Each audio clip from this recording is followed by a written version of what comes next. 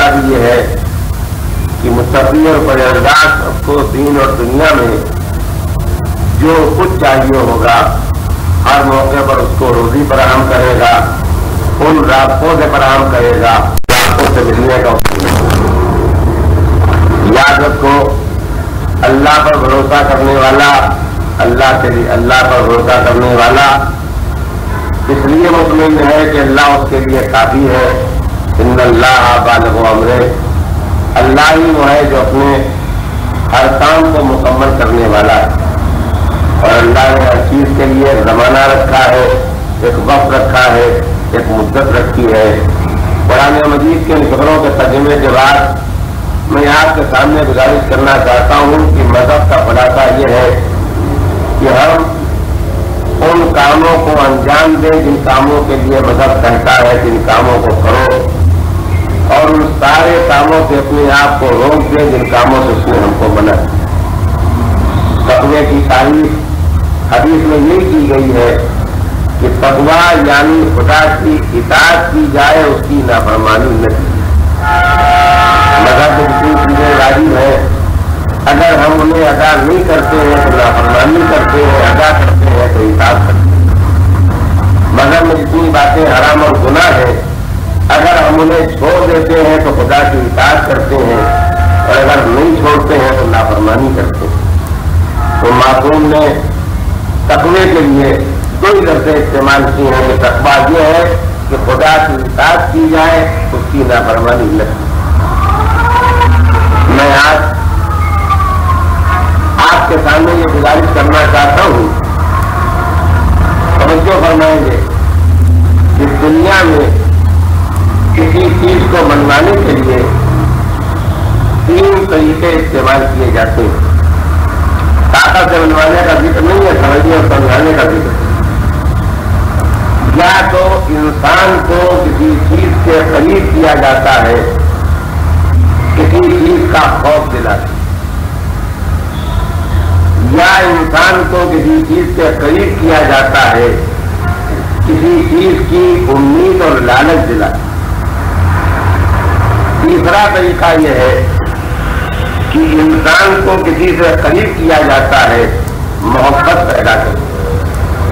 میں چاہوں گا کہ میرے بچے اور میری بیٹیاں ان تینوں لفظوں کو یاد رکھیں کہ ذہن کو، زندگی کو قریب کرنے کے تین ہی راستے ہیں، یا خوف، یا لالچ، یا محبت۔ اگر ہم آپ اپنی زندگی کا تجزیہ کریں اور اپنی زندگی کو خود پڑھیں تو ہمیں محسوس ہوگا کہ ہم جتنے کام کرتے ہیں اس کام کا سبب یا خوف اور ڈر ہوتا ہے، یا لالچ اور امید ہوتی ہے، یا محبت ہوتی ہے۔ مذہب نے انسان کو مسلمان بنانے کے لیے یعنی بہترین انسان بنانے کے لیے یعنی دنیا کی زندگی سکون و راحت کے ساتھ بسر ہو اور مرنے کے بعد کی زندگی ثواب اور نعمت اور جنت سے بسر ہو، اس دین سے قریب کرنے کے لیے تینوں راستے اختیار کیے ہیں۔ خوف کے ذریعے بھی انسان کو مذہب سے قریب کرنا چاہا ہے، لالچ اور امید کے ذریعے بھی مذہب سے انسان کو قریب کرنا چاہا ہے، اور محبت کے ذریعے بھی انسان کو مذہب سے قریب کرنا چاہا ہے۔ یہ تینوں ذریعے بھی استعمال کیے ہیں کہ سب کی طبیعتیں برابر نہیں ہوتی ہیں، کوئی خوف سے متاثر ہوتا ہے، کوئی لالچ سے متاثر ہوتا ہے، کوئی محبت سے متاثر ہوتا ہے۔ تو مذہب نے ہر ذریعہ اس لیے استعمال کیا ہے کہ جو جس ذریعے سے متاثر ہو سکتا ہو وہ متاثر ہو کے مذہب کے قریب ہو جائے، یعنی اپنے آپ کو دوزخ سے بچا لے اور جنت تک اپنے آپ کو پہنچا لے۔ میں آپ کے سامنے اپنے ان لفظوں کی تشریح کرتے ہوئے کہنا چاہتا ہوں کہ آج کوئی مسلمان ایسا نہیں ہے جو دو لفظوں سے باخبر نہ ہو، ایک جنت، ایک دوزخ۔ جنت کے تصور کو، جنت کے تذکرے کو، وہاں کی نعمتوں کو قرآن مجید نے مسلسل بار بار اس لیے بیان کیا ہے کہ وہ طبیعتیں جو امید کی بنا پر، شوق کی بنا پر، لالچ کی بنا پر، رغبت کی بنا پر متوجہ ہوتی ہیں، وہ مذہب کے قریب آئیں گی جنت کے تصور۔ جو ایسے مزاج ہیں جن پر لالچ کا، امید کا، شوق کا اثر نہیں ہوتا ہے، بلکہ وہ خوف سے اور ڈر ہی سے کوئی کام کیا کرتے ہیں، ان کے لیے مذہب نے دوزخ کے تصور کو پیش کیا ہے۔ میں اپنے بچوں کے لیے ایک لفظ کہوں گا، یاد رکھیے گا، جنت کسی چیز کا نام نہیں ہے، جنت اس چیز کا نام ہے، اس جگہ کا نام ہے جہاں راحت ہی راحت ہے، نعمت ہی نعمت ہے، آرام ہی آرام ہے، جہاں تکلیف کا وجود نہیں ہو سکتا ہے، اس کا نام ہے جنت۔ اور ویسے ہی میرے بچے یہ بھی یاد رکھیں گے، تو دوزخ کسی چیز کا نام نہیں ہے جہاں تکلیف ہی تکلیف ہے، جہاں عذاب ہی عذاب ہے، جہاں سزا ہی سزا ہے، جہاں گھٹن ہی گھٹن ہے، جہاں اذیت ہی اذیت ہے۔ ایسی جگہ جہاں نام کو بھی رام راحت اور آرام نہیں ہے، اس کا نام دوزخ ہے۔ یعنی مرکز راحت کا نام ہے جنت اور مرکز تکلیف کا نام ہے دوزخ۔ یہ جنت اور دوزخ کے تصور کو تصور آخرت کے ذریعے، عقیدہ قیامت کے ذریعے پروردگار عالم نے اسی لیے پیش کیا ہے کہ جس کی جیسی طبیعت ہوگی وہ اسے اثر لے گا، اور ممکن ہے کہ ہر انسان کچھ نہ کچھ دوزخ سے اثر لے لے، ڈر کے مذہبی بن جائے، اور کچھ نہ کچھ شوق سے اثر لے لے اور جنت کی بنا پر مذہبی بن جائے۔ میں اگلی تاریخ تقریروں میں آپ کے سامنے اس ڈر اور خوف اور جنت اور امید کے تذکرے کو پیش کروں گا۔ آج کی تقریر میں آپ کے سامنے یہ پیش کرنا چاہتا ہوں کہ مذہب نے سب سے زیادہ کوشش کی کہ انسان کو محبت کے ذریعے مذہب سے قریب کیا جائے۔ ایک سلوات بھیجیں محمد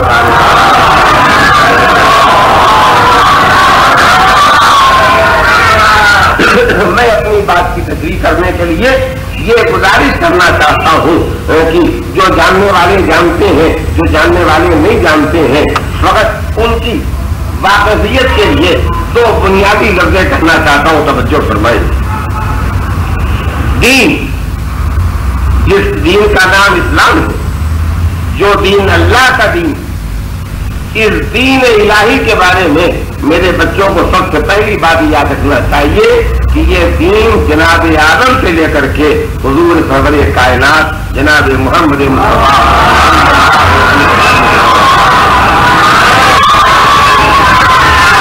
ایک رہا ہے۔ کبھی کسی بچے کے دماغ میں غلط فہمی نہ پیدا ہو، آدم کا دین دوسرا تھا اور نوح کا دین دوسرا تھا اور ابراہیم کا دین دوسرا تھا اور موسیٰ کا دین دوسرا تھا اور عیسیٰ کا دین دوسرا تھا اور حضور نے دین الگ پیش کیا ہے۔ نہیں، دین آدم سے لے کر کے حضور تک ایک ہے، اور اس کی سب سے بڑی پہچان یہ ہے کہ مسلمان وہ نہیں ہے جو نبی پر ایمان لائے، جو حضور اکرم پر ایمان لائے۔ مسلمان وہ ہے جو نبی پر بھی ایمان لائے اور حضور سے پہلے جتنے نبی آئے ہیں سب پر ایمان لائے۔ تو یہ سب پر ایمان لانے کا مطالبہ مسلمان سے اسی لیے کیا گیا ہے کہ یہ عقیدہ نبوت بتا دے کہ پیغام ایک رہا ہے، پیغام کے پہنچانے والے 1,24,000 رہے۔ یہ بات میں نے اس لیے سمجھانا چاہی ہے کہ ہمارے بہت سے بچے اس غلط فہمی کا شکار ہو جاتے ہیں، یہودی الگ مذہب ہے، عیسائی الگ مذہب ہے، اسلام الگ مذہب ہے۔ ہاں، بات صحیح ہے، آج جو یہودی مذہب ہے یہ الگ مذہب ہے، آج جو عیسائی مذہب ہے وہ الگ مذہب ہے، اور جو اسلام ہے وہ الگ مذہب ہے۔ لیکن جس مذہب کو جناب موسیٰ نے پیش کیا تھا، جس مذہب کو جناب عیسیٰ نے پیش کیا تھا، یہ وہی مذہب ہے جس کو اس سے پہلے جناب نوح اور ابراہیم پیش کر چکے تھے، اور جس کو سب سے آخر میں حضور سرور کائنات نے پیش کیا۔ تو دین کے اتحاد کو، دین کی یکسانیت کو میرے بچے یاد رکھیں گے تاکہ میں اگلی باتوں کو آپ کے سامنے پیش کر سکوں۔ تو دین آدم سے لے کر کے پیغمبر تک ایک ہے۔ صلوات بھیجیں محمد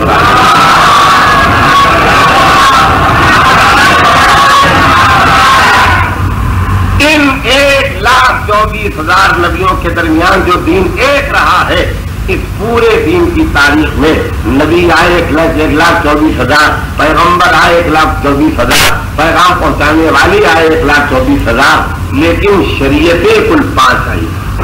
میں ان تفسیروں کو اس لیے پیش کرتا ہوں کہ میں ذاتی طور پر اپنی سوسائٹی کے افراد سے باخبر ہوں کہ ہمارا دینی مطالعہ اتنا کم ہے کہ یہ چھوٹی چھوٹی معمولی باتیں جو ہر مسلمان نوجوان کو جاننا چاہیے وہ بھی ہم میں سے اکثر لوگوں کو نہیں معلوم ہے۔ میں سب کے لیے آپ سے درخواست کروں گا کہ پہلے آپ 5 شریعتیں سن لیں، اور پھر دین اور شریعت میں جو فرق اور فاصلہ ہے اس کو بھی میں آپ کی خدمت میں عرض کر دوں گا۔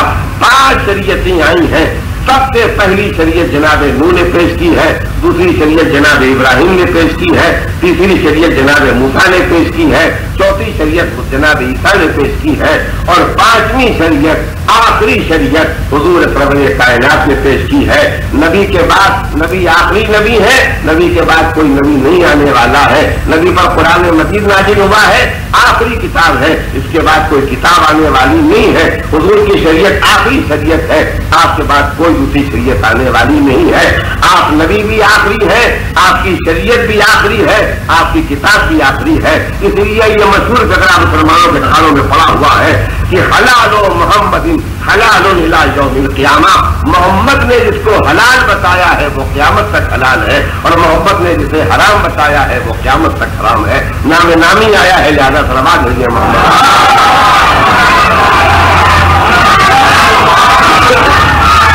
مجھے ٹوکنا اس لیے پڑا کہ مسلمان کے فرائض میں قرار دیا گیا ہے کہ کوئی آدمی حضور کا نام لے یا کسی آدمی سے کوئی حضور کا نام سنے تو فرض سننے والے کا اور نام لینے والے کا فریضہ ہے کہ وہ حضرت کے نام پر درود بھیجے محمد مصطفیٰ۔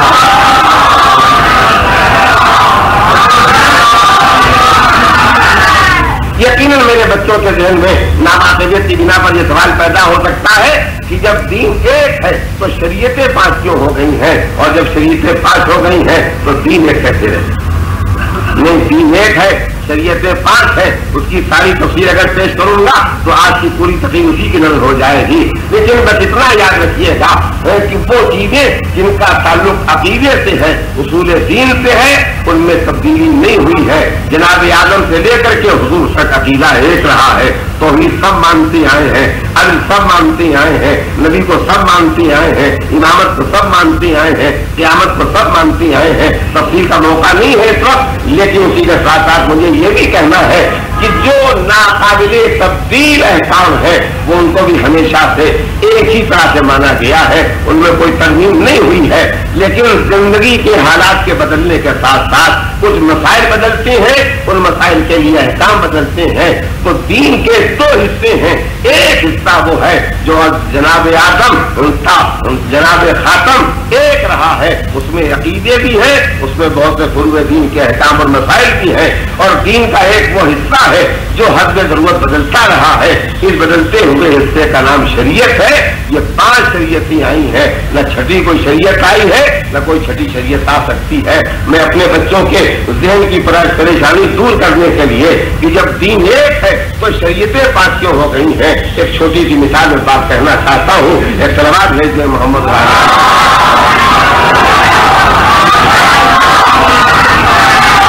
جل کے حضور ثواب برکت کے لیے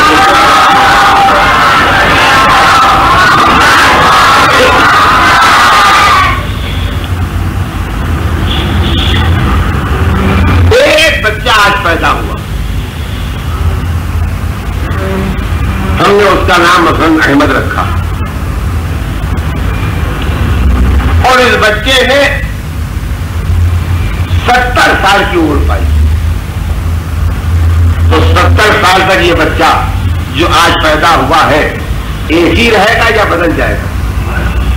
ہر آدمی کہے گا بچہ ایک ہی ہے جو آج پیدا ہوا ہے، 70 سال کے بعد جب مرے گا تو ہم یہی کہیں گے 70 سال پہلے جو پیدا ہوا تو وہی آج مرا ہے، کوئی دوسرا نہیں مرا۔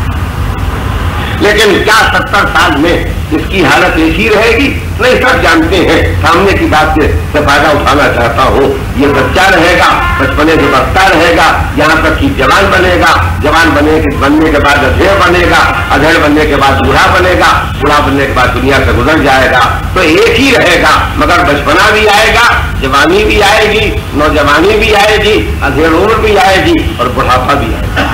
یہ بات آپ نے پہچان لی ہے، تو میں آپ کی خدمت میں کرنا چاہتا ہوں، جس دن بچہ پیدا ہوا ہے اس دن بھی ہم اسے کپڑے پہنائیں گے، جب وہ جوان ہو جائے گا تب بھی وہ کپڑے پہنے گا، جب وہ ادھیڑ ہو جائے گا تب بھی وہ کپڑے پہنے گا، جب وہ بوڑھا ہو جائے گا تب بھی وہ کپڑے پہنے گا۔ لیکن کیا میرے بچے اس بات کو مانیں گے نہیں کہ جو بچپنے میں کپڑے پہنائے گئے ہیں وہ جوانی میں نہیں پہنائے جا سکتے ہیں؟ جو جوانی میں پہنائے جائیں گے وہ ادھیڑ کی عمر میں نہیں پہنائے جا سکتے ہیں، اور جو ادھیڑ کی عمر میں پہنے جائیں گے وہ بڑھاپے میں نہیں پہنائے جائیں گے۔ معلوم ہوا جیسے جیسے زندگی بدلتی جائے گی، جسم کی حالت بدلتی جائے گی، ویسے ویسے لباس بدلتا جائے گا۔ بس یاد رکھیے گا دین آدم سے لے کر کے حضور سرور کائنات جناب محمد مصطفیٰ ایک رہا ہے، مگر جب تک انسانیت کا بچپنا تھا تب تک اس کے لیے احکام اور تھے، جب انسانیت کی نوجوانی آئی اس کے احکام اور تھے، جب انسانیت جوان ہوئی اس کے حالات اور تھے، جب انسانیت آگے بڑھی ادھیڑ بنے کی عمر تک پہنچی اس کے حالات اور تھے، اور پھر انسان ایک منزل پر آ گیا۔ میں آپ کی خدمت میں یوں کرنا چاہتا ہوں کہ بچپنے میں جب ہم بچوں کے لباس بناتے ہیں ہمیشہ جتنا بڑا بچہ ہوتا ہے اس سے کچھ بڑے لباس بناتے ہیں۔ کیوں؟ اس لیے کہ لباس اپنی جگہ پر رہ جائے گا، بچہ بڑھے گا۔ عمریں آگے بڑھتی ہیں، لباس چھوٹے ہو جاتے ہیں، ہم کو دوسرے لباس بنوانا پڑتے ہیں، لیکن یہ کب تک ہوتا رہتا ہے؟ جب تک جسم بڑھتا رہتا ہے، لمبائی میں بڑھتا رہتا ہے یا چوڑائی میں بڑھتا رہتا ہے۔ لیکن جب انسان کا سن کامل ہو جاتا ہے، اب یہ نہ جسم لمبائی میں بڑھتا ہے نہ جسم چوڑائی میں بڑھتا ہے، تو وہ کپڑے جو پہلے لوز سلوائے جاتے تھے تاکہ جسم کے بڑھنے کے بعد کام آ سکے، وہ لباس ایک منزل پہ آگے ٹھہر جاتا ہے۔ کیوں؟ اس لیے کہ جسم کے منزل پر آگے ٹھہر گیا ہے، اب یہ نہ بڑا ہوگا نہ چھوٹا ہوگا، نہ چوڑا ہوگا نہ دبلا ہوگا، لہٰذا ایک لباس اس کے لیے زندگی بھر کے لیے کافی ہو جائے گا۔ جیسے جیسے انسانیت آگے بڑھتی گئی ہے ویسے ہی شریعت کا لباس اس کے لیے بدلتا جاتا رہا ہے، لیکن جب انسانیت اپنی منزل پر آ گئی کہ اب نہ جسم میں ترقی ہوگی لمبائی میں نہ چوڑائی میں، تو آخری نبی بھی آ گیا، آخری کتاب بھی آ گئی، آخری شریعت بھی آ گئی۔ سلام بھیجیں گے محمد۔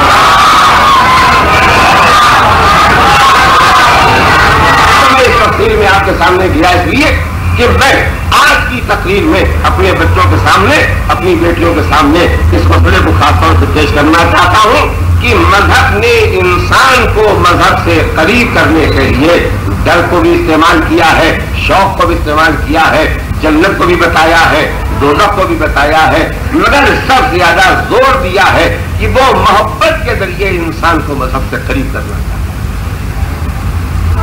اب میری بات کہنے کا موقع پیدا ہوا، کیوں؟ اس لیے کہ میں اتنی باتیں کہہ چکا کہ دین جناب آدم سے لے کر کے حضور تک کے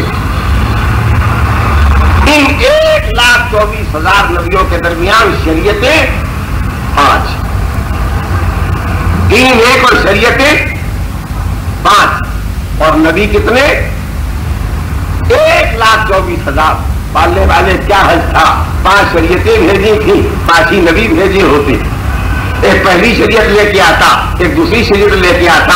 یہ تو نے 1,24,000 نبی کیوں بھیجے ہیں؟ کا سنو، دین 1 ہے، شریعتیں 5 ہے، یہ تو پیغام ہوا، لیکن پیغام کو محبت سے قریب کرنے کا جب ذریعہ ہم محبت کو بنائیں گے تو جب تک ہم ایسے باکمال آدمیوں کو برابر ایک کے بعد ایک نہ بھیجتے رہیں گے جن کے کمال کو دیکھ کے، جن کی خوبیوں کو دیکھ کے لوگ ان سے محبت کریں گے، تب تک یہ محبت کے ذریعے پیغام قریب نہیں ہو سکے گا۔ تو 1,24,000 نبیوں کو مسلسل اسی لیے بھیجا گیا کہ یہ ایسی خوبیوں کے مالک ہے کہ جو ان کی خوبیوں کو پہچان لیں گے وہ ان سے محبت کریں گے، اور جب ان سے محبت کریں گے تو اس مذہب سے محبت کریں گے جس مذہب کو یہ پیش کرنے والے۔ میں آپ کی خدمت میں گزارش کرنا چاہتا ہوں کہ حضور سرور کائنات جناب محمد مصطفیٰ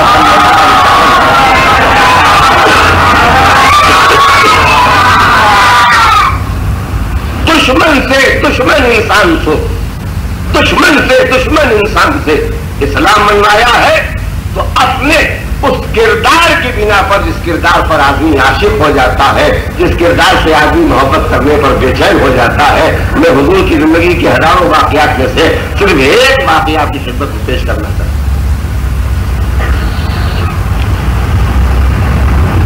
ایک شخص اپنے قبیلے سے چلا اور اس کا منصوبہ اور پلان یہ ہے کہ وہ نہایت خاموشی کے ساتھ سفر کرے، اس کے سفر کے مقصد کو، اس کے پلان کو کوئی پہچان نہ سکے، اور وہ بغیر کسی خبر کے مدینے پہنچے اور کسی تنہائی کے موقع میں پا کے پیغمبر کو قتل کر دیا۔ बात में जरा की तफसील समझाने की जरूरत है, इसलिए कि मैंने कहा एक आदमी ने सबर किया, अपने कबीले से चला, मदीने आया नबी को कत्ल करने के लिए, तो हमारे बच्चे महसूस नहीं कर सकेंगे कि इस आदमी को अपने पिलान के लिए पिलानी कितनी करना पड़ेगी, इसलिए कि हम आप उस जमाने में पैदा हुए हैं कि रिजर्वेशन कराया, रेल से चले गए, बुकिंग कराई, एयर से चले गए, लेकिन हम भूल जाएंगे इस बात को कि 1400 साल पहले अपने कबीले से अगर मदीने तक कोई आता है तो उसको इंतजाम करना पड़ता है कि रास्ते भर की सवारी मेरे पास हो, रास्ते भर का पानी मेरे पास हो, जाने वाला काफिला ऐसा मिल जाए जो वहां पर साथ जाए ताकि रास्ता भटकने नहीं पाए, दरिंदे फाड़ने नहीं पाए, लुटेरे लूटने नहीं पाए। आज का इंसान अंदाजा नहीं लगा सकता है कि 1400 साल पहले अरब का आदमी जो अपने कबीले से चलता था, अपने वतन से निकलता था, सफर पर रवाना होता था, तो वो रुखसत होता था, ये समझ के रुखसत होता था कि अगर मर गए तो मर गए, और अगर पलट के आए तो पलट के नहीं आएंगे बल्कि दूसरी जिंदगी लेकर के आएंगे। जरा पहचानिए, सड़क सड़क चले जाना बहुत आसान है, लेकिन जहां सैकड़ों मील तक रेत ही रेत फैली हो वहां रास्ते का पहचानना बड़ा मुश्किल काम होता है। और किसी रास्ते को हम पहचान भी सकते हैं लोगों के चलने की बिना पर, बहुत से रास्ते होते हैं जहाँ पगडंडियां बन जाती हैं लोगों के चलने की बिना पर, लेकिन जहाँ रोज रेत उड़ती रहती हो, इधर की रेत उधर पहुंच जाती हो, उधर की रेत इधर पहुंच जाती हो, यहाँ का टीला वहां टीला बन जाता हो, वहां के टीले खाली होकर मैदान हो जाते हो, यहाँ टीला बन जाता हो, ऐसे रेगिस्तान से सफर करना आसान नहीं होता है। बड़ी बड़ी पहचाने होती थी, पहचान वाले साथ लिए जाते थे, फला जगह बबुल का दरख्त मिलेगा, फला जगह कुआं मिलेगा, फला जगह पत्थर मिलेगा, फला जगह पहाड़ मिलेगा, तो आदमी बड़ी रहमत के साथ सफर करता था और अकेले सफर करने का कोई तस्वुर ही नहीं पैदा होता था जब तक काफिला साथ में हो जाए। जाहिर है आदमी जब काफिले में शामिल होकर चलेगा तो उसके सामने मसाइल पैदा होंगे, साथी पूछेंगे तुम्हें जाना कहाँ है, किस काम के लिए जा रहे हो, बिजनेस क्या है, जरा पहचानिए। आज हम आप एयर में बैठते हैं, रेल में बैठते हैं, बस में बैठते हैं, घंटे 2 घंटे का भी साथ होता है, तो पूछते हैं आप आ कहाँ से रहे हैं, जा कहाँ रहे हैं, आपका बिजनेस क्या है, इस समय का मकसद क्या है, तो पहचानिए जो आदमी कल चला है और अपने मकसद को छुपा के चला है, वो जा रहा है नबी को कत्ल करने के लिए, मगर बताना नहीं चाहता कि मैं नबी को कत्ल करने के लिए जा रहा हूँ, तो आप पहचानिए उसको रास्ते भर हफ्ते भर लगा, हफ्ता लगा हो, 2 हफ्ते लगे हो, महीने 2 महीने लगे हो, अपने साथियों से अपने मकसद को कितना छुपाना पड़ा होगा। और उसके बाद वो मदीने पहुंचता है,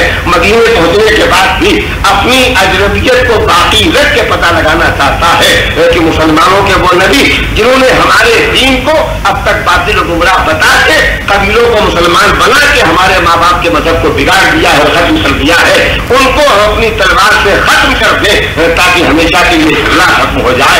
उसकी पिलानी कामयाब हो जाती है, वो मदीने पहुंच जाता है।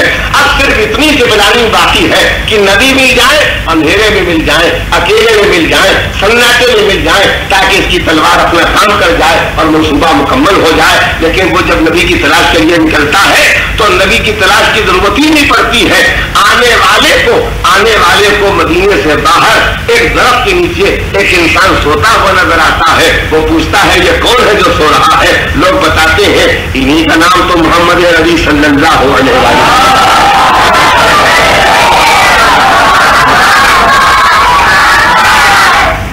अगर आप सिर्फ मेरी तकरीर के लफ्जों को नहीं सुन रहे हैं बल्कि उस वक्त के माहौल को भी महसूस कर रहे हैं तो मैं आपके सामने एक ही लफ्ज कह सकता हूं कि इस आदमी की प्लानिंग जब इतनी कामयाब हुई तो शायद ये इतना ज्यादा जज्बाती हो गया होगा कि इसका दिल आके तो खुद इसके हलक में अटक गया होगा कि हम जिस काम को मुश्किल समझते थे वो कितना आसान है, न पहरा है, न फौज है, न कोई हिफाजत करने वाला है।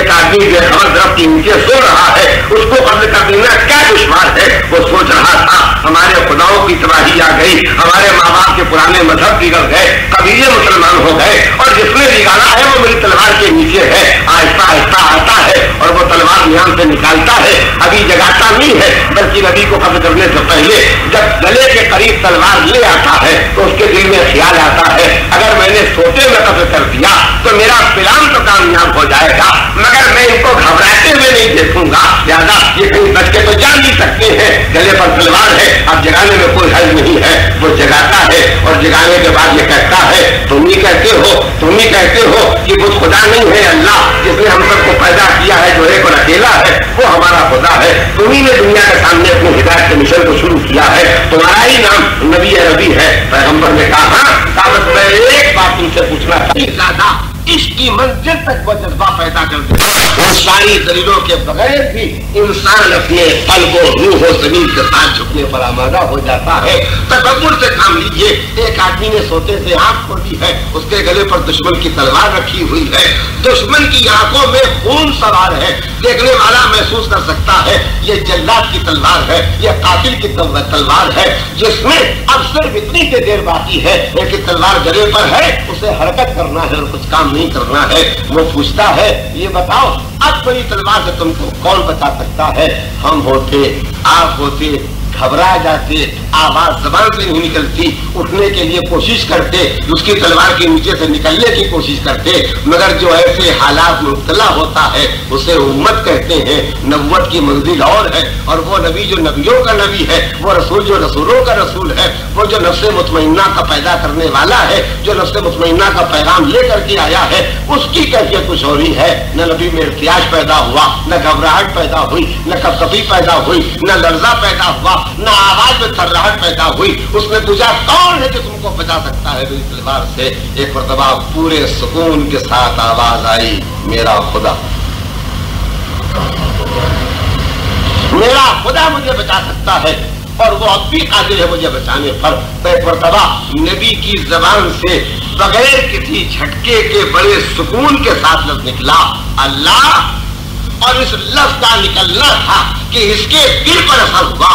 یہ کیسا یقین رکھنے والا ہے کہ گلے پر تلوار کی دھار رکھی ہوئی ہے اور اس کو اپنے خدا پر یقین ہے۔ نتیجہ یہ ہوتا ہے جس کے لیے اس نے سوچا تھا لرزے گا وہ نہیں لرزا، اس کا ہاتھ لرزا، اس نے تلوار پھینک دی، یہ خود چکرا کے گر گیا، اور جب گر گیا تو جو تھوڑی دیر پہلے قتل کرنے آیا تھا نبی اس کا سر گود میں لیے بیٹھے ہوئے اس کی تیمارداری کر رہے ہیں۔ جب اس نے آنکھ کھولی تو آنکھ کھول کے اس نے کہا تم میرے محسن بھی ہو، اور میں اس وقت اس سے زیادہ کچھ نہیں کر سکتا ہوں کہ سب سے پہلے آپ مجھے کلمہ پڑھوا کے مسلمان کر لیں۔ صلوات بھیجو، صلوات اور بھیجے محمد آل محمد۔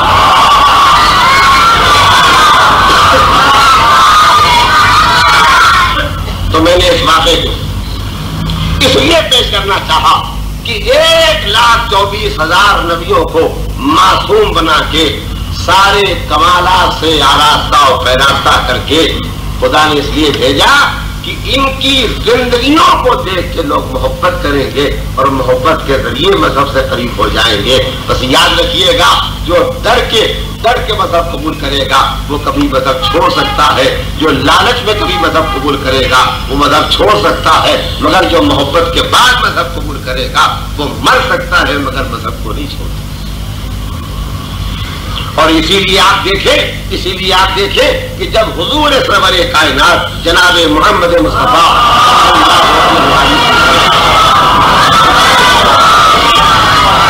اللہ نے نبوت ختم کر دی، رسالت ختم کر دی کہ اعلان کر دیا کہ آپ کے بعد نہ کوئی نبی آئے گا نہ آپ کے بعد کوئی رسول آئے گا، تو بے شک حضور کی ذات گرامی پر نبوت بلند ہوتے اس انتہائی کمال پر، اس معراج پر پہنچ گئی تھی، جس کے بعد اب نبوت ترقی نہیں کر سکتی تھی، رسالت ترقی نہیں کر سکتی تھی، لہٰذا اللہ نے اعلان کیا آپ آخری نبی ہے، آپ آخری رسول ہے۔ بس میں آپ کی خدمت میں جو جملہ عرض کرنا چاہتا ہوں وہ یہ ہے کہ بے شک نبوت آپ کی ذات گرامی پر ختم ہو گئی، رسالت آپ کی ذات گرامی پر ختم ہو گئی، مگر انسانوں کی ہدایت کیسے ختم ہو سکتی تھی؟ اس لیے کہ یا تو انسان پیدا ہونا بند ہو جائے یا سارے انسان ہدایت یافتہ ہو جائے، تب تو ہدایت ختم ہو سکتی ہے، لیکن جب تک انسان پیدا ہوتے رہے اور جب تک ان میں گمراہی کے جراثیم پیدا ہوتے رہے تب تک 1,24,000 نبی بھیجنے والے خدا پر لازم تھا، واجب تھا کہ وہ اس ہدایت کے سلسلے کو جاری رکھے، اور جب ہدایت کے سلسلے کو جاری رکھے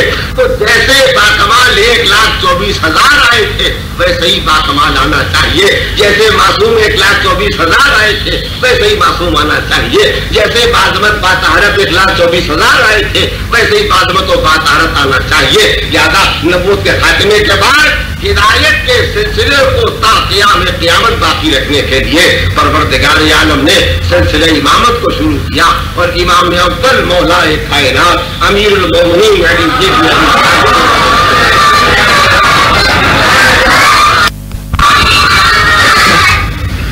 میں آپ کی خدمت میں گزارش کرنا چاہوں گا، آج کوئی مسلمان نہیں ہے جس کا تعلق چاہے کسی فرقے سے بھی ہو، لیکن وہ مولا کائنات امیر المومنین علی بن ابی طالب علیہ السلام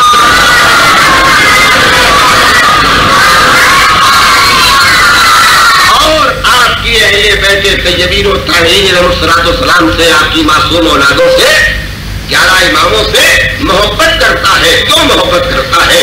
اس لیے کہ یہ ویسے ہی کمالات کے مالک ہے جیسے کمالات لے کر کے 1,24,000 نبی آیا کرتے تھے، بلکہ یہ تو ان کمالات کے وارث ہیں جو کمالات حضور کو ملے تھے، وہ کمالات جو اپنی انتہا تک پہنچ کے حضور تک پہنچے تھے، وہی کمالات مولا کی طرف منتقل ہوئے تھے، وہی کمالات امام حسن کی طرف منتقل ہوئے تھے، وہی کمالات امام حسین کی طرف منتقل ہوئے تھے۔ اسی لیے مذہب نے ختم نبوت کے بعد آل محمد علیہ الصلوۃ والسلام کی محبت کو واجب کر دیا۔ کیوں؟ اگر ان سے محبت ہوگی تو ان کی محبت انسان کو مذہب سے قریب کرنے کا ذریعہ بن جائے گی۔ سوال ہے یہ محمد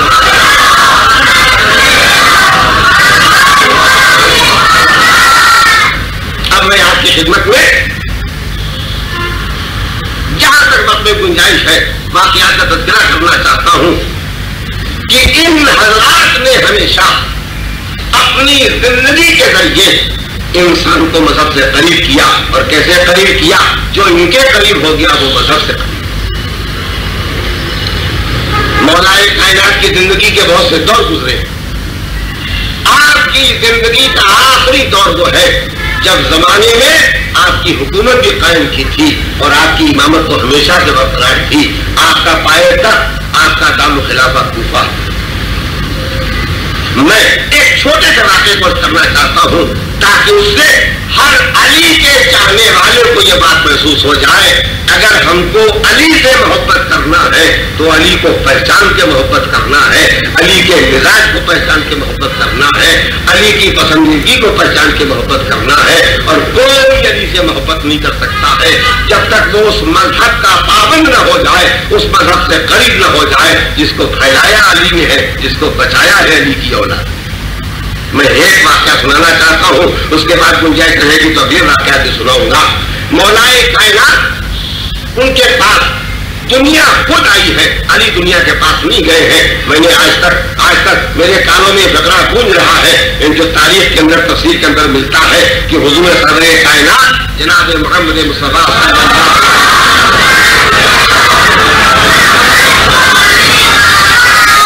مولا کائنات سے جہاں ہزاروں باتیں کی ہیں، اس میں مولا کائنات سے باتیں کرتے کرتے ایک دن کہا تھا، علی میری امت میں تمہاری وہی حیثیت ہے جو خانہ کعبہ کی حیثیت۔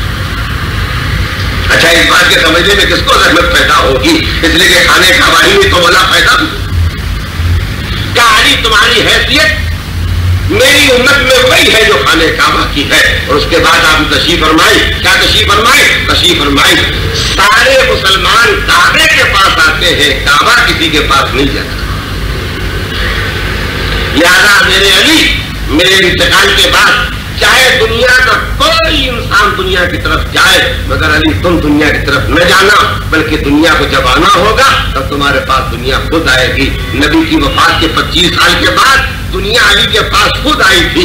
علی کے پاس کمالات بھی تھے، علی کے پاس امامت بھی تھی، علی کے پاس بہادری و شجاعت بھی تھی، علی کے پاس عبادت و سخاوت بھی تھی، اور اب علی کے پاس حکومت بھی تھی۔ مگر یاد رکھیے گا وہ حکومت اور ہوتی ہے جو حکومت کے لیے ہوتی ہے۔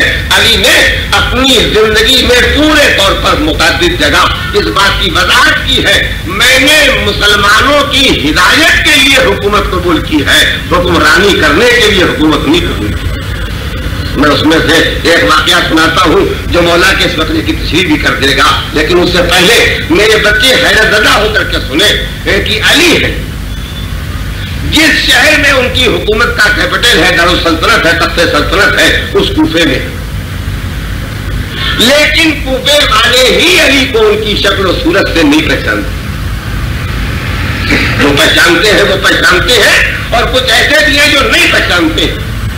میں آج آپ سے پوچھنا چاہتا ہوں، ہندوستان جس میں 70 کروڑ انسان آباد ہے، اس میں کوئی ہے ایسا جو حکومت کرنے والوں کی صورت میں پہچانتا ہو؟ نہیں بھی دیکھا ہے، مگر اتنے فوٹو چھپے ہیں، اتنے فوٹو چھپے ہیں، اتنے فوٹو چھپے ہیں کہ آنکھیں چونیا جاتی ہیں، مگر آدمی مجبور ہو کے دیکھتا ہے یہ ہمارے منسٹر ہیں، یہ ہمارے پرائم منسٹر ہیں، یہ ہمارے چیف منسٹر ہیں، یہ فلاں صاحب ہیں، لیکن مولا کائنات حاکم وقت ہے، حاکم وقت ہے، امام وقت ہے، اور اس کے بعد اسی کوفے میں رہتے ہیں۔ مگر علی ذات کی شہرت نہیں چاہتے ہیں، کردار کی شہرت چاہتے ہیں۔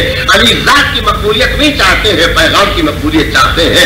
انہوں نے مدینہ چھوڑ کے کوفے میں قیام کیا ہے تو انسانوں کی ہدایت کے لیے، ہدایت کے لیے اور الہی پیغام کو دلوں تک محبت کے ذریعے پہنچانے کے لیے قیام کیا ہے، حکومت قبول کی ہے۔ اب آپ توجہ کے ساتھ سنیں، علی راستے سے گزر رہے ہیں، کوفے کے ایک راستے سے گزر رہے ہیں، اور گزرتے ہوئے آپ نے یہ دیکھا ایک عورت بیٹھی ہوئی ہو رہی ہے۔ جو واقعے سے باخبر ہے وہ تو متوجہ ہو گئے ہوں گے، لیکن مجھے اپنے بچوں کو واقعے کی تفصیل سنانا ہے۔ مولا راستے کو چھوڑ کر کے وہاں آئے جہاں وہ عورت بیٹھی رو رہی ہے، اور آپ نے پردہ پوچھا، اللہ کی کنیز، اللہ کی بندی، تو کیوں رو رہی ہے؟ وہ بھی مولا کو نہیں پہچانتی۔ اس نے کہا اے شخص، ایک اللہ کے بندے، میں مصیبت زدہ ہوں، کہا اپنی مصیبت بیان کرو، شاید تمہاری تکلیف میں دور کر سکوں۔ کہا میری مصیبت یہ ہے کہ میں آزاد نہیں ہوں، کنیز ہوں، لونڈی ہوں۔ میری مالکہ نے مجھے پیسے دے کے کھجور منگائے، اور یہ بازار میں فلاں دکان پر جو ایک جوان بیٹھا ہے، میں نے اس سے کھجوریں خریدی، پیسے دیے اور کھجوریں لے کر کے گھر گئی۔ میری مالکہ نے ان کھجوروں کو ناپسند کیا اور کہا مجھے یہ نہیں چاہیے، اسے جا کے واپس کراؤ اور پیسے لے کر کے آؤ۔ جب میں اس دکاندار کے پاس آئی کہ مالکہ کو کھجوریں پسند نہیں ہے، وہ پیسے واپس مانگتی ہے، تو اس نے انکار کر دیا کہ بکا ہوا مال نہیں واپس ہوگا۔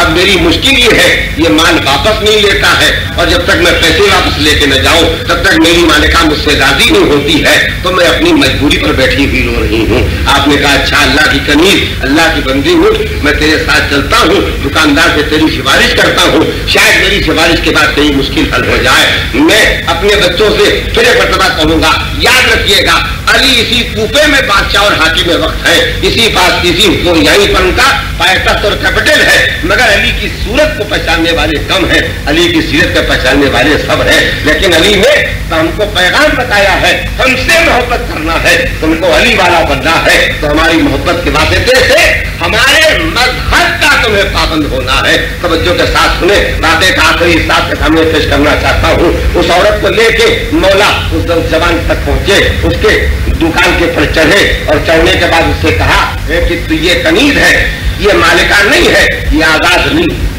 یہ اپنے پیسے اور اپنے مال کی مالکہ نہیں ہے، یہ لونڈی ہے، اس کی مالکہ نے کھجوریں منگائی تھی، کھجوریں ناپسند ہیں، وہ واپس کرنے کے لیے سے بھیجتی ہے، تم واپس نہیں لیتے ہو، یہ بیٹھی ہوئی رو رہی تھی، تو میں تم سے سفارش کرتا ہوں کہ تمہارا بکا ہوا مال واپس لینے میں کوئی نقصان نہیں ہے، واپس لے لو تاکہ اس لونڈی کی مشکلیں دور ہو جائیں۔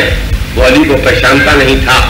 آپ تاریخ کا ٹکڑا سنیے، اس نے مولا کے سینے پر ہاتھ رکھ کر کے دھکا دے کے اپنی دکان سے علی کو نیچے اتارا۔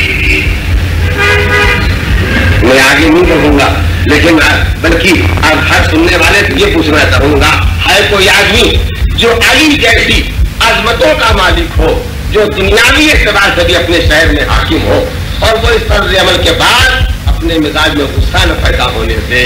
بس یاد رکھیے گا، یاد رکھیے گا، یہاں غصہ آ جانا بشریت ہے، اور اس بشریت پر کنٹرول کرنا یہی پیغام ہے۔ مولا کے سینے پر اس نے ہاتھ رکھ کے دھکا دے کے نیچے اتار دیا۔ اب آپ صورت حال کو خود پہچانیں گے، میں اس سے زیادہ تشریح نہیں کر سکوں، اور کہا मैंने एक मरतबा कह दिया, 100 मरतबा कह दिया कि काबा माल वापस नहीं होगा, तुम कौन हो बीच में सिफारिश करने वाले? अली सड़क पर खड़े हो गए, रास्ते पर खड़े हो गए, मगर जो और दुकानदार थे उनमें कुछ वो भी थे जो मौला को पहचानते थे। वो अपनी अपनी दुकानों से कूद पड़े और अली के करीब आए और उस जवान के पास आए और आने के बाद कहा कि तुम पहचानते भी हो कि तुमने धक्का किसको दिया है, अपनी दुकान से उतारा किसको है, सिफारिश किसकी तुमने नामंजूर कर दी है? कहा मैं नहीं जानता ये कौन है, लेकिन मुझे माल वापस नहीं देना है, ये सिफारिश करो तो मैंने उतार दिया था। कहा मेरे नाम सुनो फिर होश में आ जाओगे। कहा कौन है ये? कहा ये अली है।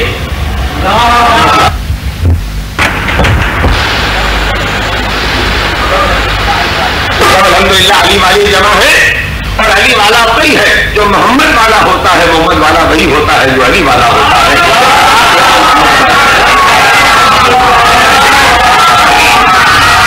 और कोई नबी वाला अली वाला और नबी वाला नहीं बन सकता है जब तक अल्लाह वाला नहीं बनेगा, और कोई अल्लाह वाला नहीं बन सकता है जब तक मुत्तकी नहीं बनेगा, और कोई मुत्तकी नहीं बन सकता है जब तक अपनी जिंदगी पर कंट्रोल नहीं करेगा कि हर वाजिब को अदा करेगा, हर गुनाह से अपने आप को बचाएगा। इसलिए कि तक़वे के मानी यही है कि खुदा की इताअत की जाए, खुदा की नाफरमानी न की जाए। आप मुझे बताइए, कोई आदमी मुझसे कहे वली साहब मैं आपको बहुत मानता हूँ, मैं बहुत पढ़ता हूँ, 30 साल से आपसे मोहब्बत कर रहा हूँ। हमने कहा ठीक ये बात तो है, मगर जरा लाकर के टैक्सी बुला लाओ। कहा ये तो नहीं हो सकता। हमने कहा क्या टैक्सी न बुला लाओ तो कम से कम हमें जाने दो, का रास्ता भी नहीं छोड़ेंगे कि आप जा सके।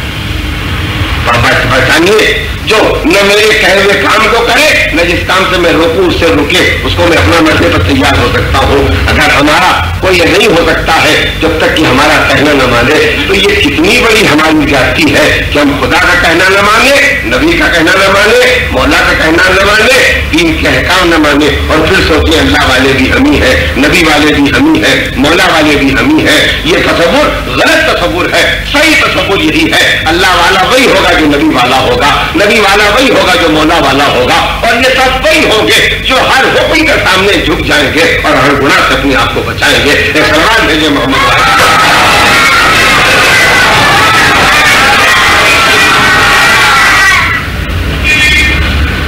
वाक़े का आखिरी हिस्सा सुने, आखिरी हिस्सा सुने। बस जैसे ही उस जवान दुकानदार के कान में यह आवाज पड़ी कि हमने जिसको धक्का दे के अपनी दुकान से उतार दिया है, ये हाकिम शहर है, हाकिम वक्त है, मुसलमानों का अमीर है, अमीरुल मोमिनीन है, मौलाए कायनात है। वैसे ही वो अली के कदमों पर झुक गया, उसने मौला के कदम पकड़ के अपनी गलती की माफी मांगी। बहुत आसान है अली के कदम पकड़ लेना, माफी मांगना, ये बहुत आसान है। तवज्जो चाहता हूँ, अगले फैसले को जाया न होने दीजिएगा, वरना मेरी इतनी देर की मेहनत जाया हो जाएगी। बहुत आसान है झुक जाना, अपने सर को अली के कदमों पर रख देना, अली के कदमों को पकड़ के अली से माफी मांगना, मगर बहुत मुश्किल है अली को राजी करके अपनी गलती की माफी को मंजूर करा देना। बड़ी शख्सियत के सामने झुकना सबको आता है, और जब हालात बहुत ज्यादा कर रहे हो तो माफी मांगना भी सबको आता है। लेकिन बस याद रखिएगा, वो और होते हैं जो जात के लिए राजी हो जाते हैं। अली जात के लिए राजी होने वाले नहीं है, अली अल्लाह के पैगाम के लिए राजी होने वाले हैं, अली मोहम्मदी इस्लाम के लिए राजी होने वाले हैं, अली शरीयत की पाबंदी के लिए राजी होने वाले हैं, अली तकवा इलाही इख्तियार करने पर राजी होने वाले हैं। फिक्रा सुनिए, याद रखिए, दिलो दिमाग इस फिक्रे को लिख लीजिए। ये मौला का फिक्रा हर इंसान को अली वाला बनने के लिए एक पूरी दावत दे रहा है, पूरा पैगाम दे रहा है। क्या कहा अली ने? अली ने कहा तुममें से कोई आदमी अपने किसी काम से मुझे राजी नहीं कर सकता। मेरे मौला, मामला एक नौजवान का है, उसने आपको नाराज किया है, आप एक आम बात तो कह रहे हैं, लेकिन बस याद रखो वाक़या एक है, मगर मैं क़यामत तक अपने मोहब्बत करने वालों को पैगाम देना चाहता हूँ। मुझसे मोहब्बत करना है तो मेरा मिजाज पहचानो, और मेरा मिजाज पहचान के मुझसे मोहब्बत करो। क्या तुममें से किसी आदमी का कोई काम मुझे राजी नहीं, मालूम कदम पकड़ने से भी राजी नहीं होगी, माफी मांगने से भी राजी नहीं होगी। علی نے خود ہی بتایا ہم کب راضی ہوں گے. ایک سلمان بھیجیے کمر پکڑا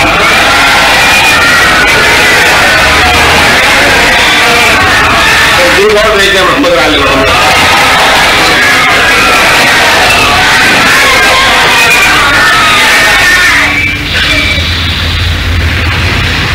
میں مولا کائنات کے کئی جھگڑے کو دوہرا کے فکرہ مکمل کرنا چاہتا ہوں. فرمایا تم میں سے کوئی آدمی اپنے کسی کام سے مجھے راضی نہیں کر سکتا ہے. اگر تم مجھے راضی کرنا چاہتے ہو یا کوئی مجھے راضی کرنا چاہتا ہے تو یاد رکھے جب تک تم ہر حقدار کا حق ادا نہ کر دو گے علی تم سے راضی نہیں. جب تک تم ہر حقدار کا حق ادا نہ کر دو گے تب تک علی تم سے راضی نہ ہوگے. بس اگر علی سے محبت ہے تو پھر علی کے فیصلے سے محبت کرنا ہوگی کہ ہم کو حقدار کا حق ادا کرنا ہوگا. اب صبح کے وقت سورج نکلنے سے پہلے بستر چھوڑ کے 2 رکعت نماز صبح اسی لیے پڑھنا ہوگی کہ علی آواز دے رہے ہیں تم میں سے کسی کا کوئی کام مجھے راضی نہیں کر سکتا ہے جب تک تم ہر حق والے کا حق ادا نہ کر دو. 2 رکعت نماز صبح یہ اس کا حق ہے جس نے ہم کو پیدا کیا ہے. صلوات بھیجیے محمد.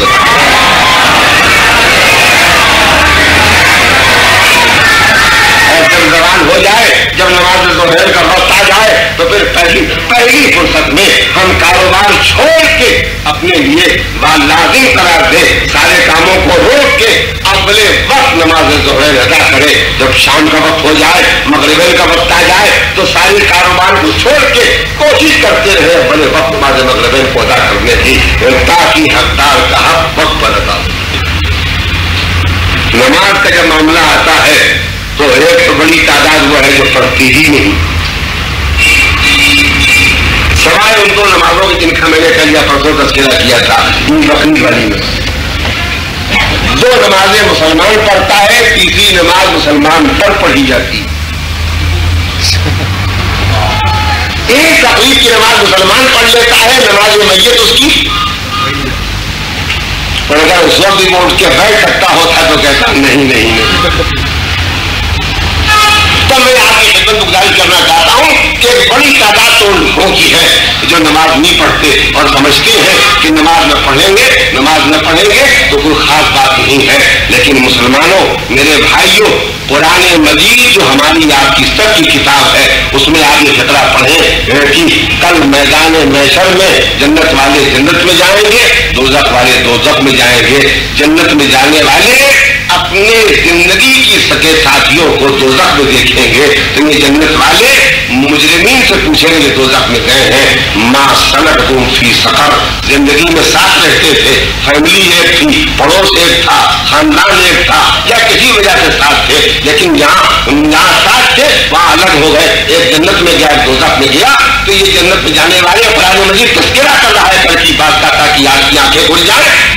کہا یہ جنت میں جانے والے اپنے ساتھیوں کو جب دوزخ میں دیکھیں گے تو ان سے پوچھیں گے ما سلککم فی سقر, یہ بتاؤ تم کو تمہارے کون سے کام تمہیں کھینچ کے دوزخ میں لائے.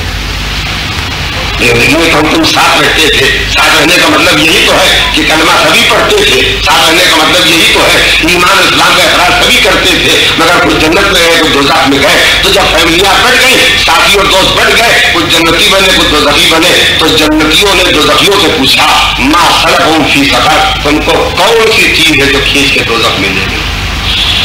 تو ان کے جوابات سنیے, یہ کوئی کسی کی تقریر نہیں ہے, یہ کسی شاعر کا شعر نہیں ہے, یہ کسی فلسفی اور سائنسداں کی تھیوری اور مقولہ نہیں ہے, یہ قرآن مجید کی آیتیں ہیں جن پر اگر ہم ایمان نہیں رکھتے ہیں تو ہم مسلمان نہیں ہیں, اور اگر ہم ایمان رکھتے ہیں تو ہم کو فیصلہ کرنا ہوگا کہ بے نمازی ہونے کے بعد ہم اپنی جگہ کہاں بنا رہے ہیں. ما سلککم فی سقر, مجرمین سے یہ والے پوچھیں گے تم کو تمہارے کون سے کام ہے تم کو دوزخ میں لے گئے, تو ان کا پہلا جواب ہوگا لم نکو من المصلین, ہم دوزخ میں بھی آئے کہ ہم نماز نہیں پڑھتے. اور دوسرا جواب دیں گے کہ ہم مسکینوں کو غریبوں کو کھانا نہیں کھلاتے تھے, یعنی مال جمع کرتے تھے, راہ خدا میں خرچ نہیں کرتے تھے, واجبات کو ادا نہیں کرتے. وَقُلْنَا نَخُوضُ مَعَ الْخَائِضِينَ, اور تیسرا ان کا جواب یہ ہوگا کہ برائیوں میں گھس پڑنے والوں کے ساتھ ہم بھی برائیوں میں گھس پڑا کرتے تھے. वकुन्ना नुकज़्ज़िबु बियौमिद्दीन, और ये हमारा बेनमाजी होना, ये हमारा माल को जमा करना, गरीबों का हक अदा न करना, ज़कात और फित्रे और खुमुस को अदा न करना, ये हमारा बुराइयों में घुस पड़ना, बुराइयों में लोगों का साथ देना, इस सबक में इसलिए था कि हमको आज के दिन का यकीन नहीं था। हम अपने अमल से आज के दिन के, आज के हिसाब के दिन को झुकलाया करते थे। ये किसी और का बयान नहीं है, ये कुरान मजीद का बयान है। तो नमाज नमाज नहीं है, किसी गरीब का हक अदा करना गरीब का हक अदा करना नहीं है, ये हकदार को हक देना है। और अली आवाज दे रहे हैं, तुम में से कोई अपने किसी काम से मुझे राजी नहीं कर सकता है जब तक तुम हर हकदार को हक अदा न कर दो। तो माँ बाप की इताअत लाजिम है, इसलिए कि अली आवाज दे रहे हैं हकदार का हक अदा कर दो। पड़ोसी का ख्याल रखना लाजिम है, ताकि अली आवाज दे रहे हैं हकदार का हक अदा कर दो। मुसलमान को मुसलमान की जबान से और हाथ से दुख न पहुंचे, क्यों? इसलिए कि अली आवाज दे रहे हैं हकदार का हक अदा कर दो। अगर हमारे सामने यतीम आ जाए तो हम उसके सर पर शफ़क़त से हाथ रखें, इसलिए कि अली आवाज दे रहे हैं हकदार का हक अदा कर दो। बाप मर जाए तो बेटा सारी जायदाद पर कब्जा करने से पहले अपनी बहनों का हक निकाल के उनके हवाले कर दे, इसलिए कि अली आवाज दे रहे हकदार का हक अदा कर दो।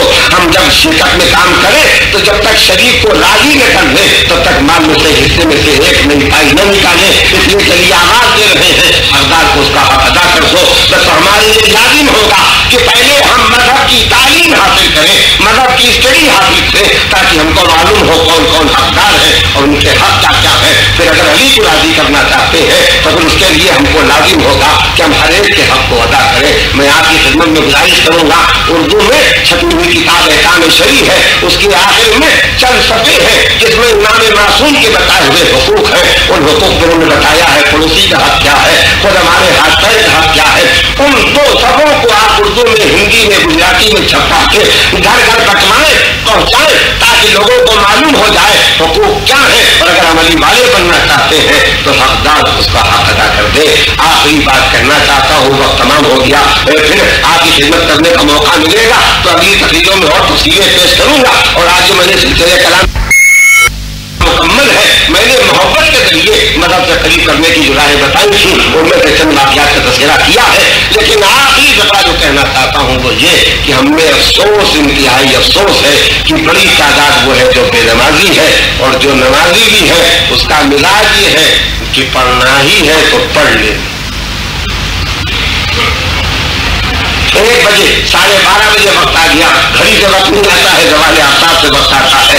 किसी ने कहा नमाज का वक्त आ गया, कहा आ गया है मगर पढ़ ले। और अगर हमें ये मालूम हुआ कि गवर्नर साहब हमारे महल्ले में आने वाले हैं तो हम सबसे पहले पहुंचते हैं ताकि अगली कुर्सी पर हमको जगह मिल जाए। क्यों? गवर्नर साहब से मिलना है तो अव्वल वक्त भी अव्वल आ जाएंगे, और रब्बुल आलमीन से मिलना है तो आखिर वक्त।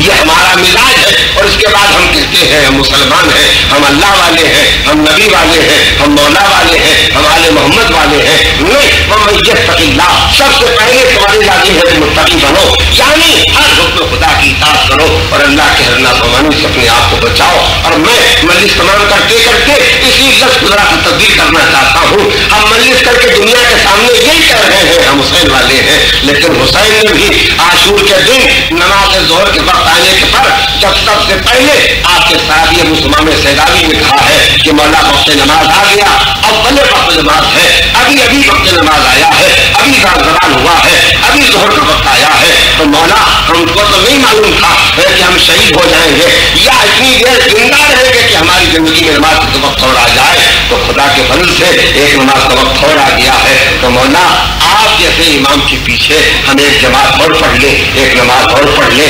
बस जिसने अव्वले वक्त नमाज पढ़ने की बेताबी और बेचैनी का इजहार किया है, हुसैन ने अपने हाथ उठा दिए आसमान की तरफ, चेहरे को उठाया आसमान की तरफ और कहा, पालने वाले तेरे इस बंदे ने नमाज को याद किया है, جسے نماز گزاروں میں قرار دینا، نماز گزاروں میں گننا۔ میرے بچوں، میری بہنوں، میری بیٹیوں، میرے بھائیوں، میرے ایک سوال کا جواب دے دو، ہم میں سے ہر آدمی کو حسین کی دعا چاہیے یا معاذ اللہ خدا نخواستہ حسین کی بددعا چاہیے؟ تو ہم میں سے کوئی آدمی اس لفظ کے سننے کی طاقت نہیں رکھتا ہے کہ حسین کی بددعا چاہیے۔ سب یہی کہیں گے ہم کو حسین کی دعا چاہیے۔ تو یاد رکھو، حسین دعا دیں گے، پابند نماز کو دیں گے، اور بڑے وقت نماز پڑھنے کی کوشش کرنے والے کو دیں گے۔ لہٰذا اگر حسین والا بننا ہے، علی والا بننا ہے، نبی والا بننا ہے، اللہ والا بننا ہے، تو متقی بننا ہوگا۔ یہ مذہب کسی اور کے لیے نہیں آیا ہے کہ وہ دین کی پابندی کریں گے ہم آزاد رہیں گے، نہیں، ہم سب کے لیے آیا ہے، ہم سب کو دین کی پابندی کرنا ہوگی۔ اور میں ختم کرتا ہوں اور یہ کہتے ہوئے ختم کرتا ہوں کہ حسین نے دل کی بڑی گہرائی سے مسلمان سیدانی کو دعا دی، پالنے والے اس نے نماز کو یاد کیا ہے کہ نماز گزاروں میں قرار دے۔ اور اس کے بعد حسین نماز کے لیے تیاری کرنے لگے۔ جب نماز کے لیے تیاری کرنے لگے تو سیدھی ایک تیاری تھی، سیدھی ایک تیاری تھی کہ آپ نے کہا، شام کے لشکر سے کہا اتنی دیر کے لیے جنگ روک دو کہ ہم نماز پڑھ لیں۔ میں نے شاید کل یا پرسوں آپ کو فقرہ سنایا تھا کہ کہنے والے نے کہا حسین نماز پڑھو یا نہ پڑھو، نماز کام نہ دے گی۔ بس حسین کے اس فقرے کے بعد حبیب کربلا کے میدان میں لڑنے کے لیے چلے گئے اور حسین نماز پڑھنے کے لیے کھڑے ہو گئے۔ حسین کے پیچھے اصحاب حسین، بنی ہاشم سب نماز پڑھنے کے لیے کھڑے ہو گئے، لیکن یزید